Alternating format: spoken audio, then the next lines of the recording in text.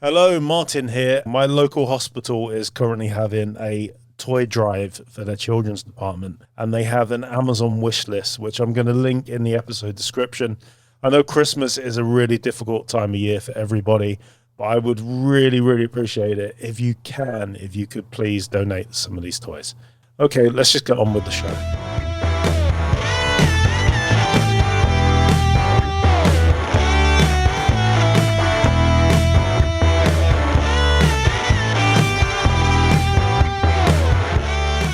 Hello and welcome to episode 276 of the Bad Wolf podcast. I'm Martin.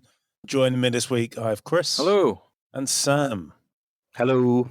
Guys, how you doing? Yeah, not too bad. Yeah, all good, thank you. All good. Sam, you've had a big life-changing event this week. You've just moved into a new home. How's that going? It's great. For those of you who don't know, I've basically been recording every episode that we've pretty much done of Bad Wolf since 2020 from my in-laws. So it's been a bit of a nightmare. You've probably heard dogs in the background and people shouting. And yeah, I do apologise. Finally, we've bought a house and we're all settled. It's such a relief to be in before Christmas. Oh, yeah. I bet. You two are both younger than me and you're homeowners. Yeah. But in Swindon, so it was only £3. True. So we are here to talk about chapter 5 and 6 of Flux. I'll be honest, I've only had the chance to watch them both once. The same as you only watched chapter 5 once. I've watched chapter 6 twice now. Someone said that this is probably the most kind of Doctor Who-y that Doctor Who has been since its return. And I actually kind of agree with that. It's very much felt like a kind of a six-parter. I know since we've been recording this bit about Flux, I've often brought up the Keys of Marinus. It has felt a little bit like that for the new show. And in that respect, the penultimate episode is always a little bit of a nothing episode. Mainly it's always building to the cliffhanger. And that's what I sort of was expecting. There was some interesting stuff in there, and we got to know a little bit more. But it was all mainly bringing us to the cliffhanger. Entertaining, and as ever, shot well, all looked good. Although it wasn't as kind of interesting as the week before with the kind of the Angel special, it was still entertaining, still kept me hooked. The characters were still entertaining. I liked the unit stuff, the Serpent King, or whatever he calls himself, Doc Cotton, Trouser from Snake. Line of Duty. Trouser Snake. Yeah. He looks like Russell Kane with that hair. He does. Yeah. He really does. He does, yeah. So having him throughout unit, I thought that was quite interesting. I heard a lot of people say they didn't hear the Brigadier during that scene. I heard when it was going in the away. 60s. I heard it sort of the end of it, which was okay. Yeah. And then he goes, that's just one of our corporals, which was it was a nice touch, that one. Yeah, I didn't hear the Brigadier, but I heard that line and I thought, he must be referencing the Brigadier, but I didn't hear the quote at all. Kind of weird that they called him the Corporal, but I guess if the Grand Serpents have been pulling the strings and changing time, etc., maybe he's pulled some strings and changed the grades of what he was at that time in that place and like brought unit a few years earlier. Who knows? Timey-wimey and all that. Yeah, because technically he's not in unit until Web of Fear. Yeah. And at that point, he's just a military colonel. Then, of course, he gets appointed as Brigadier before the invasion. Okay, so should he have been the Colonel then? Is that what they should have called him? Or I guess so. Was he just a corporal? Maybe, I suppose he was only just brought into unit at that point, so he might have been a corporal then. We'll make him the Brigadier. I don't know how army rankings work. Actually, I'm a real novice when it comes to that. I'm okay with it. I was like, there's the Brigadier. Whatever rank he's got there, doesn't matter to me. It's the Brigadier. He will become the Brigadier. It was quite nice going through the years and seeing sort of different things. I did quite like how everyone who they had the high-ranking people who he was killing off. They all very much reminded me of the high-ranking people who used to pop up during the unit era in the 70s. Yeah, they did, yeah. Especially like Mr. the Chin. the overweight politician. Yeah. Yeah, that would very much remind me of Mr. Chin in The Claws of Axos, always walking around eating and just trying to take control of everything. I thought they did that quite well. Then obviously they brought in Kate, and again, I just don't feel like there's much with Kate other than the fact she has to mention every 5 minutes who her dad was. She's always really stilted as well. I never believe her performance. I've always considered her a very one-note performer in everything I've seen her in. Quite a few dramas I've seen her in, and I thought she's the same. She kind of has a sort of a mask on her. That's pretty much it, and you just see the lips move. That's about it. And it's such a shame because she comes from like an acting dynasty. Yeah, she does. I thought, okay, it's building to something, because when obviously they left the trap in her house and she, it blew up, that was quite interesting. And then when she was like, I've got to go underground, I was like, yes, we're going to get a kind of a thing here. She's actually going to do something. She's not just going to be in a trouser suit bossing people around. I felt she's very Theresa May in the way she is, like throughout the series up to there. She's very Theresa May, just woman going around in a trouser suit, kind of getting things wrong. And so it was good to see. I thought, oh great, she's going to go underground. She's going to see some gunslinging stuff. It didn't really happen, did it? She literally went underground and sat in a tunnel. I had to watch it twice just to understand it, because I was sort of struggling to hear it over the noise of William's toys, if I'm honest. But also there's a lot of exposition, the whole Tecteun scenes, which were fantastically performed. I thought anything between those two, all those scenes were superb and gripping to watch. Even if she pointed out a few things we already knew, some bits she pointed out that we didn't know. In contrary to what you said there, Sam, it depends with penultimate episodes. Penultimate episodes are either one of two camps. They're either the camp, like you say, where it just builds up to the finale, the cliffhanger, ready to launch you into the finale. Or it's the best episode in the world, and the next episode is the one that's shit, which tends to be usually an aftermath sort of thing. It was somehow between neither one of them. It did. I didn't think it was bad. I sort of thought at the time, this is a 6-part episode. It's a 6-part story. It's one whole story with 6, although they are individual 50 to 60 minutes, they are technically one story. And I've watched enough miniseries to know not every one of those 6 is that interesting. There's always one that's going to be a bit more on the exposition side than the rest of them. Yeah. If I held any sort of opinion really till basically this last one, because all these individual bits that look individual, but they're all connected, you need to find out how they all connect. And that would be in episode 6, which we'll discuss in a minute. That episode was filler, but it answered some questions that I didn't think of.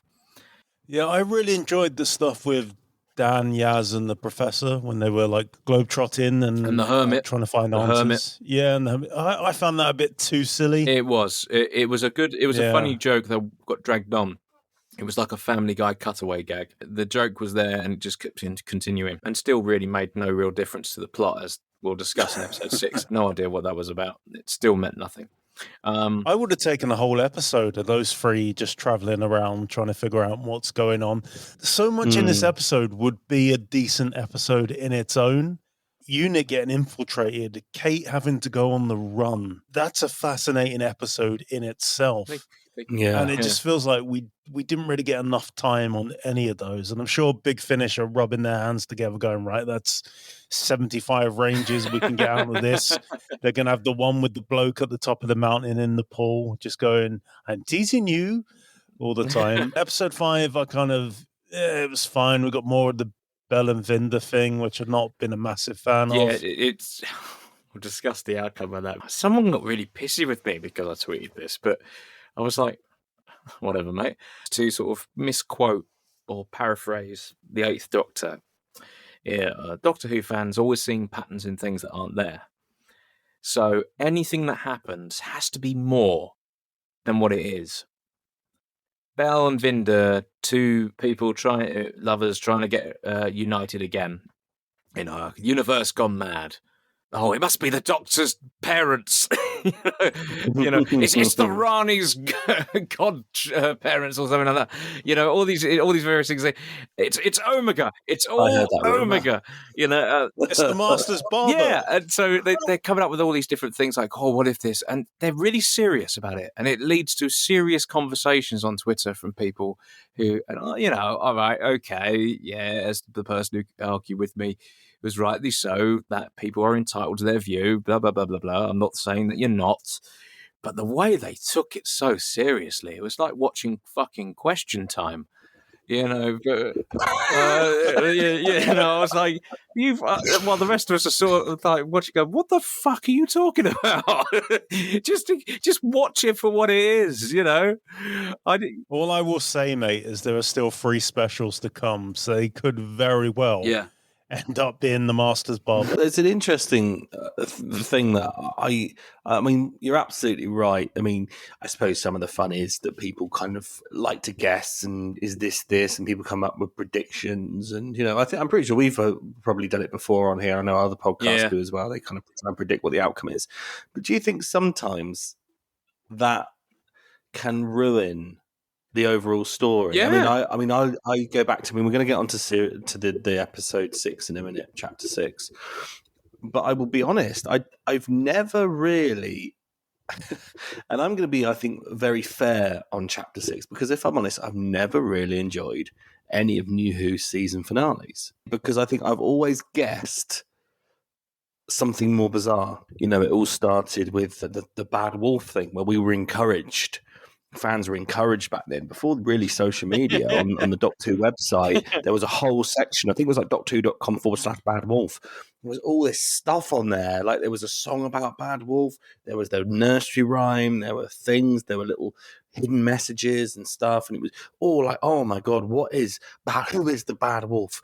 And it was going to be Adam, and Adam was going to be Davros, and it was Davros, or it was the Master's going to come in. It was actually the Watcher, and all this malarkey. And it ended up just being, oh, it's just some letters that Rose sent back in time. And it's like, but, great. And then when you watch it now, you go, oh, that's a really clever idea. But maybe they shouldn't have built up the whole who is the Mad Wolf thing. Because, I mean, I remember people thinking it was Adric. People thinking it was Ace.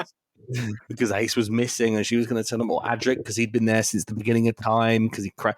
It was madness. And that was before social media.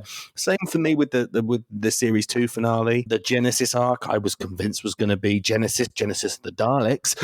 It's going to be Davros. It's going to come out, and it's going to be the original Daleks. They're going to come out from the beginning, and oh no, it's just literally the Genesis arc is just a very bad CGI TARDIS that shoots out very rubber-looking Daleks out of its thing. I think the only one I really did enjoy was the 3rd series with the Master, just because we got a kind of a satisfying payoff in the sense that the baddie got killed. Yeah. It was very kind of traditional, but it was very kind of comes back, girl saves the day, companion saves things, everybody, the good guys win, and the baddie dies, even though there was the whole ring thing at the end. Who again, Russell T Davies, annoyingly on the, I think, DVD commentary, called it the Hand of the Rani, which made people go nuts for the next series, when I think it was, I forgot her name, she was in Bad Girls and Footballers' Wives, but she was apparently going to be the Rani. That was a big thing. And series 4 was the same thing. What was going to happen at the end? And series 5, and it just kept going, and it's to the point where you're right, and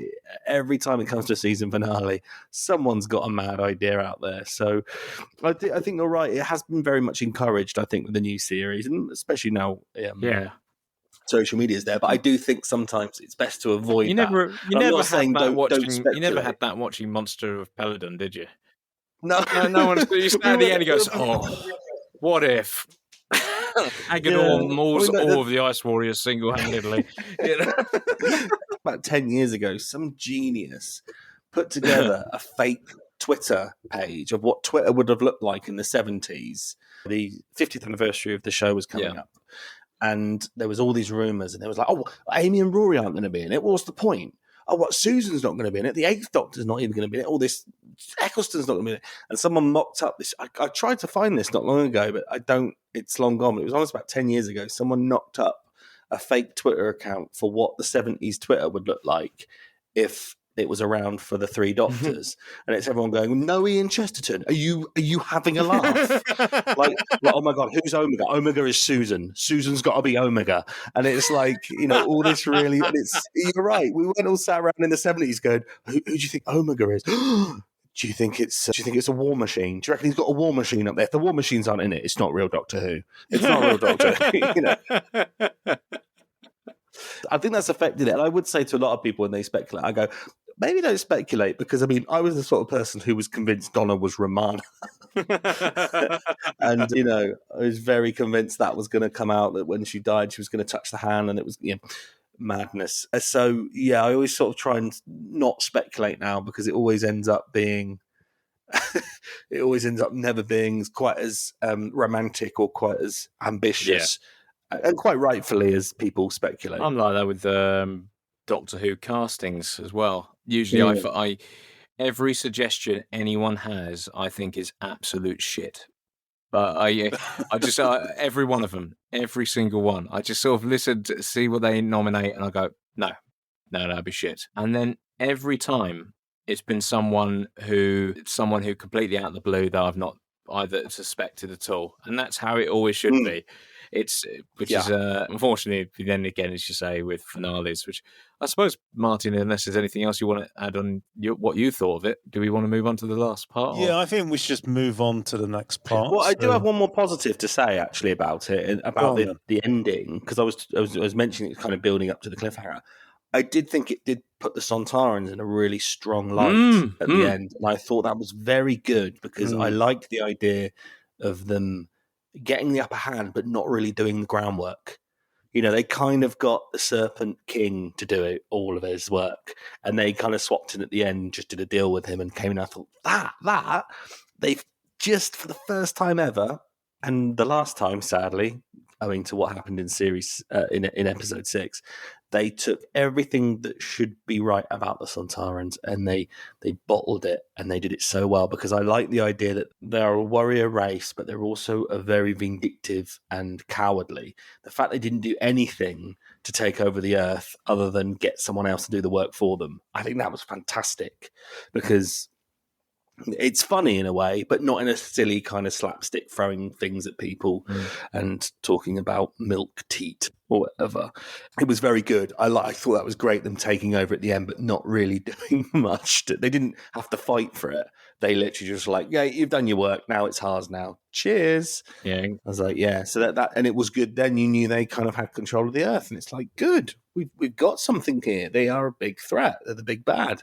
And in episode 6, they proved there was probably the best use of Sontarans, and probably the best Sontarans on screen throughout the whole show's history, in my honest opinion.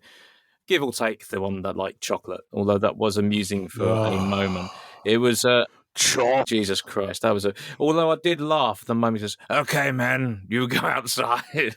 And then suddenly he just looks around with a smile. But then it sort of fell on me, the fact that they managed to trick a Sontaran using sweets. But after that's completely forgotten, and back to serious, back to genocidal warriors. It took a second watch to really enjoy it. Like we just said there, so many thoughts going through your head as to what's going to happen in this finale. And in the same time, you don't know what's going to happen. And then when you watch it, you get to the end, and I genuinely felt like, oh, that's what happened. Okay, right. I'm not sure whether I liked it or not. I'll watch it again in the morning and find out. Did I like it? Did it work? And when I rewatched it, I actually came to the conclusion I did like it. It wasn't how I would have ended it, but then again, every fan is saying that. Everyone could say that to the end of time. In my opinion, I'd provide a better regeneration effect for John Pertwee into Tom Baker, but it's a bit too fucking late for that. I'm just gonna have to accept that's what happened. But I don't know. There were several bits of it that I absolutely enjoyed. The Sontarans in particular, aside from a bit of the chocolate one. I can't believe I have to say that. A chocolate eating Sontaran. Chocolate. But the fact that if it wasn't for that delivery of the line, I wouldn't have possibly have enjoyed it as much. I was like, they're bribing him with sweets. He's not even shot them yet, you know. He goes, rather than, you know my secret, I could just blast you. Nope. He goes, oh, you can get me more. That's the thing. They own the Earth. Like, he Yeah. could have gone into anywhere and just gone in there. Could have gone to Cadbury's Land and had a field day. No one's going to stop him. And then, you know, when he says, chocolate, that bit at the end, I was just like, yeah, you won me on that bit. That was stupid, but that was brilliant send-off. There was a lot of bits that it did, because this was the ultimate episode to decide, did it land? And I think partly it did, partly it didn't, because I don't feel it answered everything, but it did answer some. And it sort of also set up for the new ones that are coming as well, which I thought was a bit of a piss take, to be honest. But it is what it is. But it does make you think, thinking back over the series, what things have been in the series as to whether there was a point to them. And we mentioned Kate Stewart earlier. She had no use in the episode whatsoever, apart from standing there and just saying, antimatter. No, right, thank you. Thanks, Kate. Go back to whatever it was you were doing. Thank you. You know, if it was her and Osgood, it might have been a bit more of an interesting thing. You know, it might have been a bit more of a give and take. I suppose the word I'm looking for is performance. But then that's another character, and there's not enough plot for the characters they got in this. Yeah. Anyway, I mean, this didn't work for me on any fucking level. I thought it was a jumble mess. No, I don't know what the point of Swarm and Azure are. They're just fucking standing there.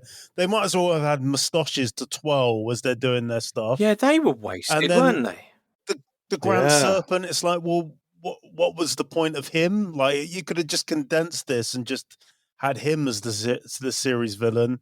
And there's loads of times where they could have killed the Doctor, but they just sort of stand there explaining. I wonder if Jodie Whittaker being split into 3 versions of the Doctor is kind of a backhanded slap to all the fans that complain that she talks to herself a lot. And maybe Chibnall's like, okay, well, I'm going to make her talk to herself. Yeah. I found that Bell and Vinda, they just turned out to be chemistry there. Back to what we were talking about. I said, I was so sort of, I was watching it before episode 5 came out. I was very much of, why are you fuckers talking about? Oh, sorry, that's a bit rude. I'll rephrase. Why are you fucking idiots talking about their kid's going to be the Doctor? But then when episode 5 talked about how Tecteun took the baby that was abandoned through a wormhole, I was like, oh, fuck, there's some weight to this, isn't there? Oh, great. I'm going to be eating my words. But no, it turned out Bell and Vinda were just Bell and Vinda, and Bell and Vinda made fuck all difference. And I'm happy with that. But it's just also the actors had no like, I didn't believe these people were a couple. You could tell that these actors met 15 minutes before that shot. Yeah. And it was so awkward when they kissed. It was like, yeah, these people have never really kissed before. Did they? Then that was what got me. I mean, we've been talking about how, and I agree with this, that this has felt the most classic Who of everything new Who. They acted like every couple in classic Who, and that is, they go, oh my darling, and they give each other a quick hug, and then stand about a foot away from each other for the remainder of the whole episode. And that is honestly every. You think of any sort of. I mean, think of Joe Grant and you know, or Leela, who she ended up with. Like, that's they have the like worst a moment. One. That's got to be the worst one, isn't it? They have like a moment or a quick hug, but mainly they stand a foot away from each other. And I was like, great. I was like, this is really classic Who. Like, they literally been looking for each other, and and they meet each other. And what do? They run to each other and give each other kind of a nice little hug. Honestly, I've given mates hugs more passionate than that. I shook my neighbour's hand. He was moving today, and probably think I've been shagging him. You know, that's probably what people would think if they watch this, if they believe that performance. It was just, I will say, I'll jump in. I mean, I'll give my bit in a bit, Martin, because I know obviously you've got a bit more to say, but I will say on that respect, they were kind of like, I mean, in the end, they were there the whole series just to look after a dog. That Tamagotchi had a more believable performance. I mean, don't get me wrong. Individually, I thought they were both good. But it's together just it together. It was together like, didn't work.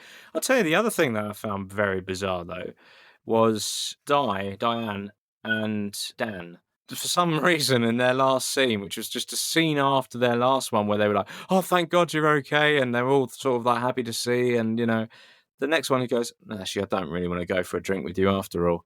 It was like so out of the blue.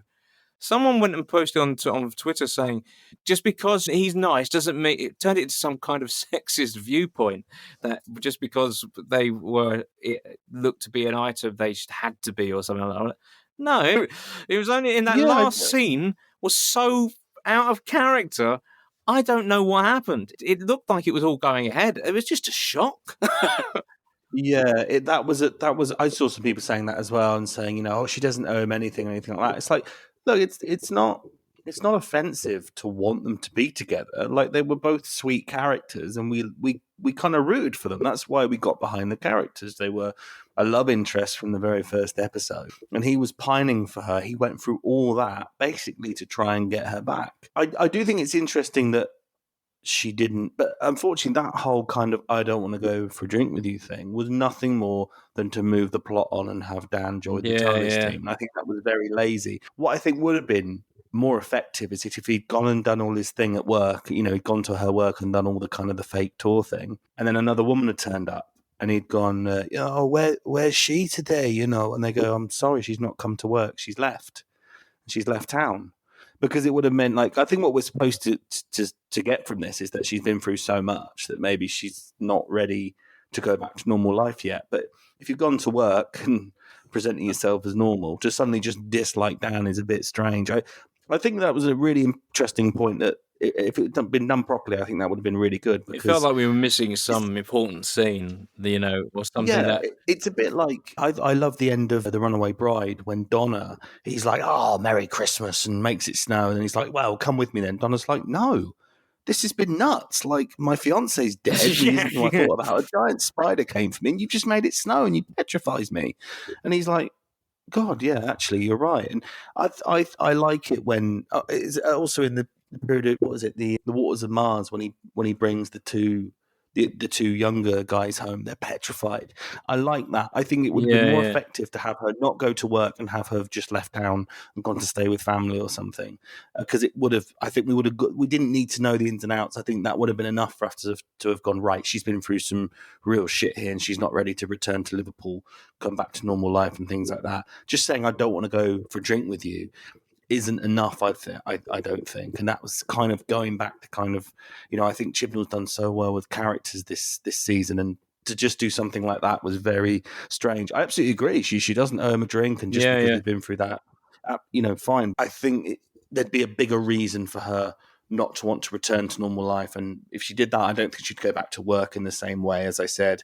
And I think maybe we could have seen something a little bit stronger from that character, something a little bit, maybe it made her really realize that she's independent. We deserve more than just that kind of 10-second scene. I think we could have been told a lot more with something else, a bigger statement. And I think her not being there would have been more effective.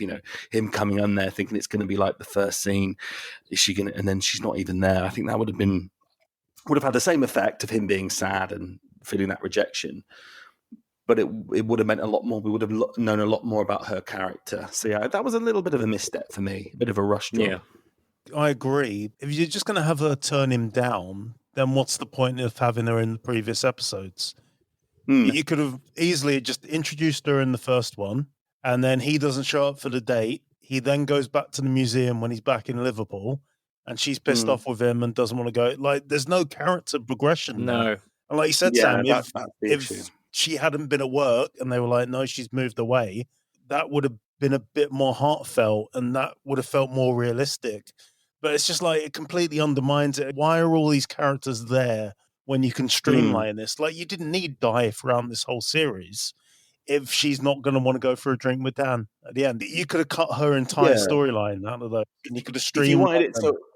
If you wanted to, I think it's a really good thing to do, and it's a sad bit of the story that Dan's been a kind of a comic relief throughout the whole thing, and for it to end on heartbreak for him and Diane not and him not be together. I think that's a great thing to do and a really good statement. And it says a lot about her character, says a lot about his character. But to do it in that very kind of basic way was, I think, disrespectful to both characters, especially Diane's character. Because we saw that she grew as a person. She's been through, at one point she was more brave than Vinda and more kind of logical than him. So I think just to bring her back to somebody who just goes back into a museum and is just like, nah, I don't want to go for a drink with you. It's kind of disrespectful to the character, really, a strong character. And I think we could have, like I said, we didn't need a whole half an hour or a big kind of, epilogue or anything like that. But just, I think she deserved a bit better than just being a character who just turned someone down for a drink. She deserved a better send-off than that. Yeah. Yeah, with this whole series, initially I thought that what happened is they were going to go for 8, then COVID hit, and then Chibnall then wrote a 6-part self-contained story from that point. But I actually think what happened is Chibnall went, right, what 2 episodes could we lose? And then he just rewrote 6 of them to include certain plot beats. Because I say, like Dan and Yaz and all that traveling around the world, that's an episode in itself. Unit getting infiltrated, that's an episode in itself. Kate going on the run. Like, where was she? She's part of the human resistance. Oh, what, just you? Like, you could argue COVID, they can't get all these actors in. That's why I never believed River Song was going to turn up or anything like that. Because, you're filming with strict, restrictions. So you're going to then fly Alex Kingston in from LA to come and film it. No, you don't do it. What was the point of Kate Stewart being there other than fans have wanted her back? Yeah. At least she got a goodbye. It wasn't just a voicemail like Captain Jack got. Oh, yeah. Special. I forgot about that. Swarm and Azure, they just look incompetent. I noticed such a disappointment to them. After all, what's good characters? Well, I mean, that again, how classic Who was that? Just having a really good character just go, no, and disappearing. I've written some notes for today's episode, ladies and gentlemen. And I've got the pros. Number 1 of 364. But yeah, what I've got on my cons is actually, first and foremost, is what a waste of 2 really good characters. I would have had them get away. I would have had them get out of there, be under threat and disappear, because then it can be well, it seemed to me the consensus was everybody loved these characters. And so the idea that they could come back, whether it be with a new Doctor under Russell T Davies or whoever, would be great. I think they should have got away. It was such an awkward camera position as well. We just sort of had them in kind of a 2-shot and then just had someone touch them and just went, no, and when it was was that it? 5, 6 episodes and that's they're just gone. The other thing that is interesting that you said, Martin, about extending it, I felt like this episode would have made a bit more sense if it had been spaced out to 2 or 3 episodes. The reason for that being is I don't think we needed to split the Doctor into 3. No. Why not let Kate do one of the jobs that one of the 3 Doctors was doing? That would have been nice. The whole kind of the capture of the Serpent King and then send him to exile. Why not let Kate do all that? Why not do it in a way that Kate could have got her revenge on him? She didn't have to. The Doctor helped, sure, but not have the Doctor do the whole thing. It was basically all these characters we've got and come to really like. They were kind of just nothing in the end. The Doctor had to split herself into 3 and do everything. It's almost like Chibnall went, then Yaz and Dan. Oh, actually, no, they won't do that. Let's just bring another Doctor in and do that. Oh, then we'll bring another one in and do that. Oh, and another one. It was just no. Why not just let one? Why couldn't they just all somehow have resolved the 3 different things that were going on, but with Dan and Yaz and that team in one, and Kate Stewart in another? I think that would have been a lot more satisfying to see Kate do something of use, not just sit in some tunnels for most of the episode and then open a door. We still, this entire series, haven't got an explanation as to why Azure was human at the beginning. It starts off and she's imprisoned in a human's body. We learned nothing about that woman's life, why that was, other than it just made a cool visual, I guess. Do you think we're going to see these guys in the specials? No, probably not. I mean, we're going to see obviously Dan and Yaz. We might see Claire again. That was the thing as well. It was very sad to see the Professor die and it kind of go unnoticed. Oh, I was so pissed off with that. If any character's screaming out for a fucking spin-off, It's Professor Jericho, and I'm sure Big Finish will squeeze one in.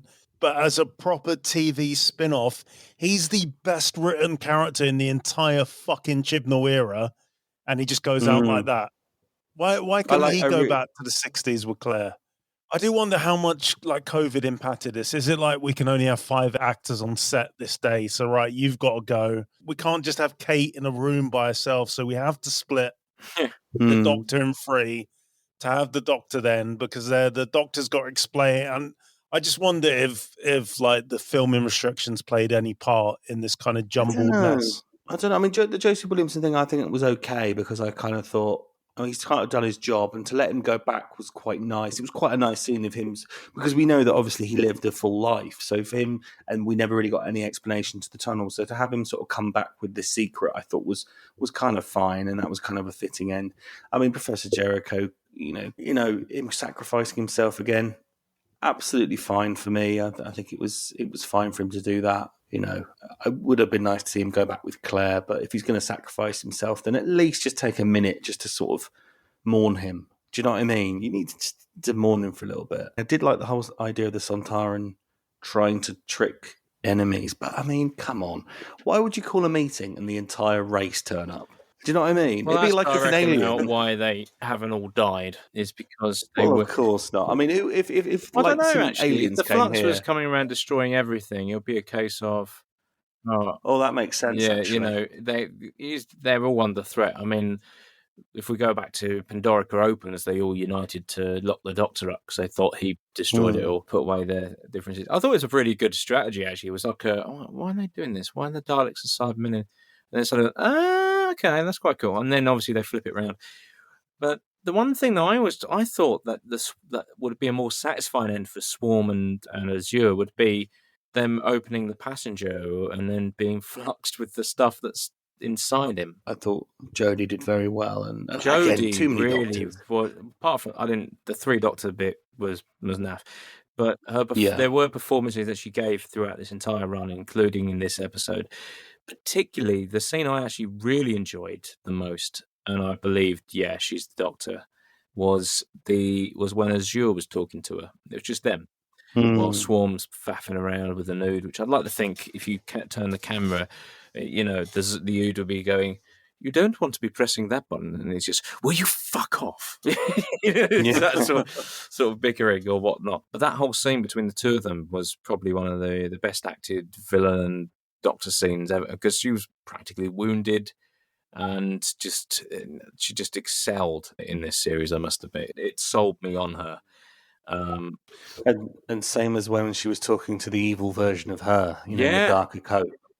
That was like, at last. I mean, that's the most serious we've seen Jodie in the whole series. Being angry or just a little bit moody because Gallifrey's fucked didn't really sell it to me. You know, people said like, well, she showed a bit of darkness. I said, really? That's like, you know... I've seen episodes of Pingu where he acts a bit pissed off. You know, it doesn't mean that it's an Oscar-worthy performance. You know, but in this case, you know, this series was Jodie's best. You know, proved herself and her worth in it. It's just a shame that a lot of the things we didn't get the answer to. The past life thing, that's going to come up again. That's guaranteed to be in one of the specials coming up. The thing I will say is I will thank Chris Chibnall for this. If he listens, I doubt he does. But sorry, Martin, I just don't think he listens to a lot of podcasts. It's not just you. I will say some people in Cardiff do listen to this that are involved with production. Well, that's why they... Really? In that case, I apologise. This is the greatest series of all time. No wonder why... Kizzy, love, Sam Michael, available now. And that's no wonder why they haven't accepted my emails. I knew there was a reason those headshots never came back. But I would say thank you to him, because after series 11 and 12, I really gave up. I've still not seen a few episodes of series 12 because I just had enough. I thought, no, this is crap. Absolutely the worst written, worst performed caricature of a show that I did used to like, and I really didn't want to watch anymore. This series has turned that around and got me gripped in again. I've been hooked in since episode 1 of Flux, and it's like fuck's sake. My parents thought they had their kid back. That's how it got. And I've been hooked into it, and now I'm stuck wanting to see the rest. I need to see what happens in these specials. The next one, I don't know, it didn't look that appealing, but I'm going to watch it now because it's done that to me. I just think, so I will say thank you for restoring my faith in it, even if there's not that many of us fans left anymore compared to the general audience. My nephew has never really shown any interest in Doctor Who at all under any Doctor. He's 14 and he has watched every episode of Flux. Every episode he's gone to my mum and dad's house and they've had a Sunday dinner and then they watch Doctor Who together. That's lovely. I love that. And he's enjoyed every one. So, yeah, there's a new audience member right then that's probably going to come back. This format has worked so well. And although the story might not have delivered on all fronts, like there was a lot of pointless things in it, it was engaging. It was gripping. It was entertaining. There were silly moments. There were really scary moments. It was just a thrill ride. I really enjoyed it, even if it didn't hit the mark. But I'm intrigued to see what happens. And the one thing that did also intrigue me, now, like we've discussed before, I've not been a fan of the Timeless Children angle at all, but this series has intrigued me about it.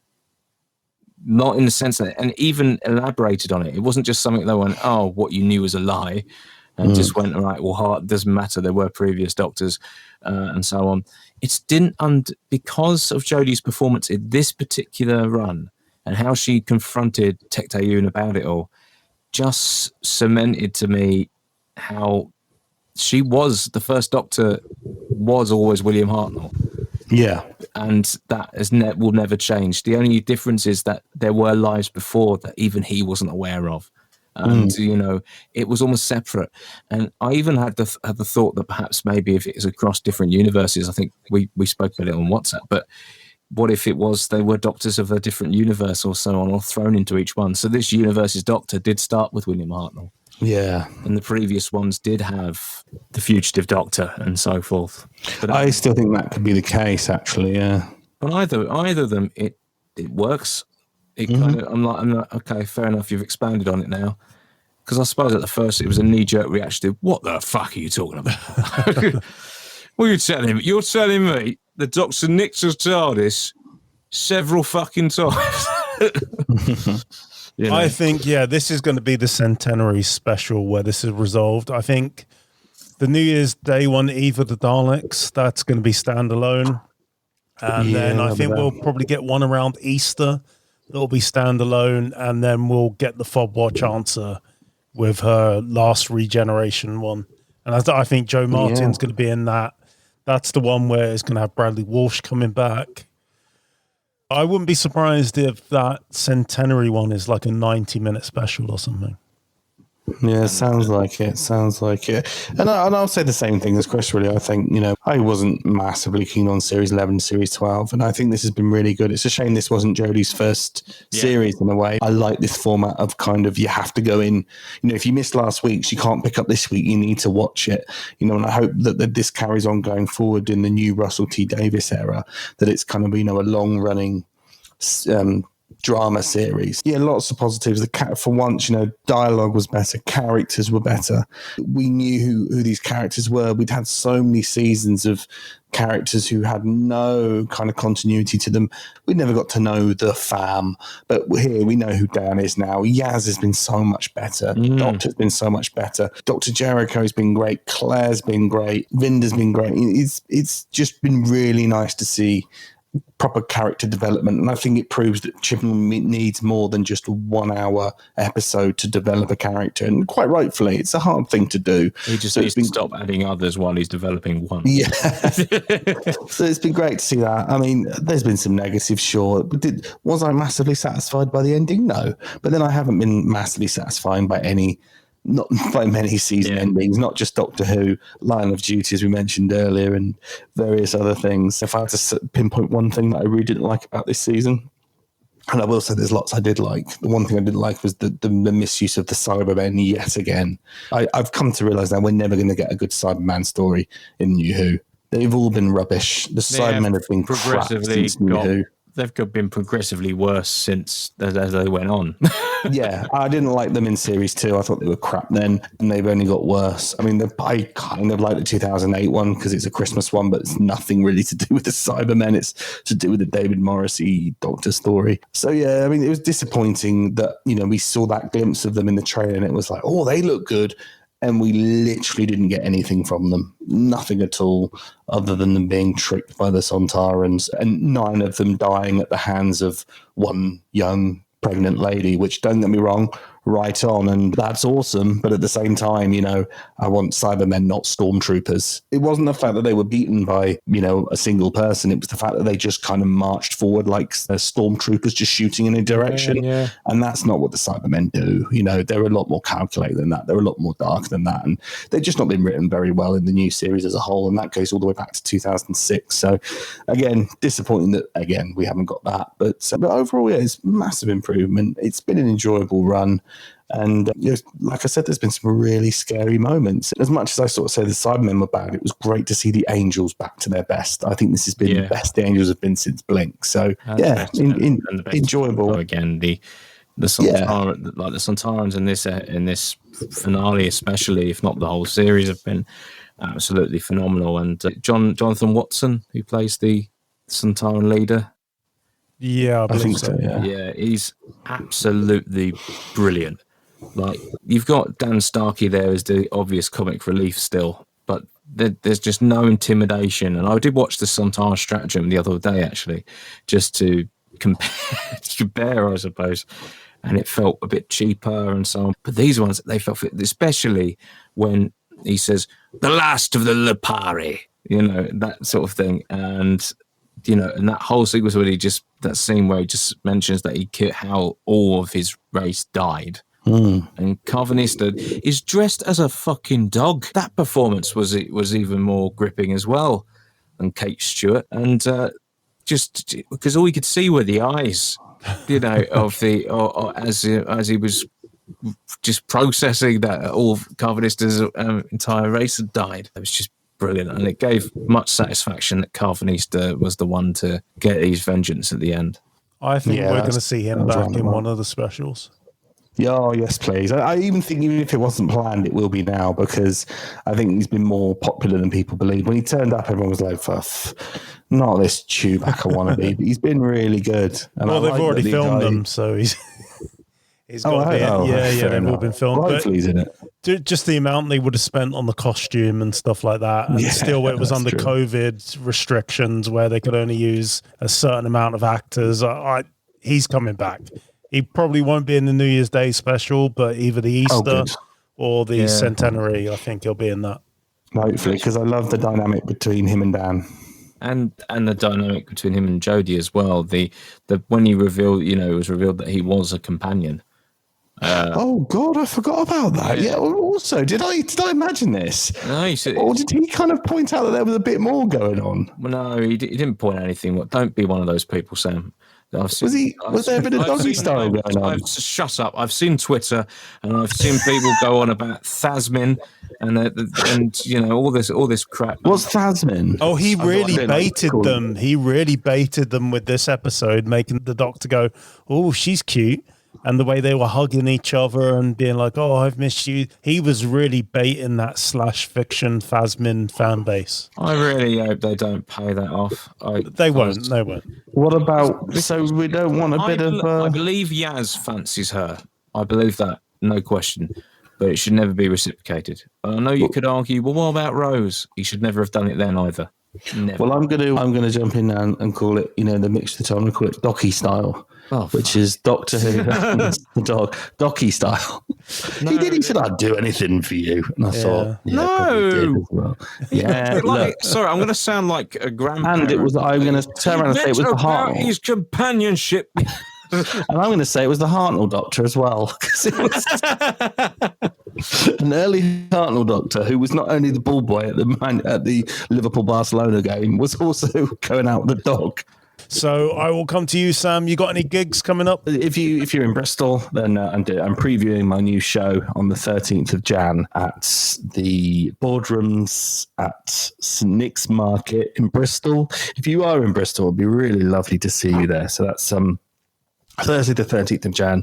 I'm going to be doing my show there alongside Joe Riley, who's going to be doing his show as well. It's going to be a really good night of comedy. So if anyone can come along to that would be fantastic. And then on Tuesday the 15th of February, if you're in Leicester, I'm going to be at the Leicester Comedy Festival doing a show there as well. Again, it'd be really, really lovely to see you. And if you have come down and you've listened to the podcast, definitely come and say hello. And I did a show in Bristol last week, and I had somebody who was a follower of mine on TikTok, of all things, come and see me, and that was absolutely brilliant. And they almost were a bit like, oh, sorry, this is a bit weird, but I follow you on TikTok. No, it's really lovely. Fantastic. So if you are a follower of the podcast and you're based in Leicester and or Bristol, then those are the two main dates to come and see my show. And it would be really lovely if you could come, and definitely come and say hello, and I'll give you a shout out on the next episode even. Fantastic. And Chris, you're about to record the 3rd episode of your podcast. When you tell people what it's about and where they can find it. I teased it earlier. Yes, I'm interviewing we do a series of 3. Then next year there will be another 3. But more than just impression, we've had Jonathan Carley, who does his War Doctor, John Coleshaw, who does everything. But the guest I've wanted to get on from the very beginning, I'm so glad she said yes, is Sadie Miller, the daughter of Elizabeth Sladen, who's an actor and writer in her own right, and is playing her mum for Big Finish. Do you know the role there, Sarah Jane Smith? So I'm really looking forward to that. I'm going to be recording that tomorrow morning. That will be out in a week Friday. Well, good luck. So on the 17th. Excellent. So I can't wait to hear it. I've been watching back the Blu-rays recently of Doctor Who. I've recently got through season 12, and I've been watching the Behind the Sofa thing, which is great. For those of you who haven't seen it, it's basically Gogglebox, but with Doctor Who actors and producers watching the season that the Blu-ray is about. And it's Peter Hinchcliffe, Tom Baker, and Sadie Miller all together watching season 12. And honestly, it's magic. And it's so lovely seeing Tom just kind of give her a nudge and say, oh, your mum was just the best. And, I imagine this was all done before she played Sarah Jane in the Big Finish Adventures. So it must have been quite, I'm sure she met Tom Baker on many occasions, but I bet it was amazing because she sort of says, oh, did your mum ever talk about this? And she'll sort of say, oh, she said it was a bit wet that day. She said it was a bit cold that day. And Tom will go, oh, I'll tell you this amazing thing your mum did. She made sure that she was doing this, and she made sure she showed real fear here, and she was so much fun, and I was really nervous here, and she really put me at rest. And it's really lovely because Tom, I mean, he wasn't young when he played Doctor Who. He was older than all of us when he took on the role. He was 40 when he was cast. 40, yeah, 40. She's probably 41, 42 when his first season came out, and you just think, like,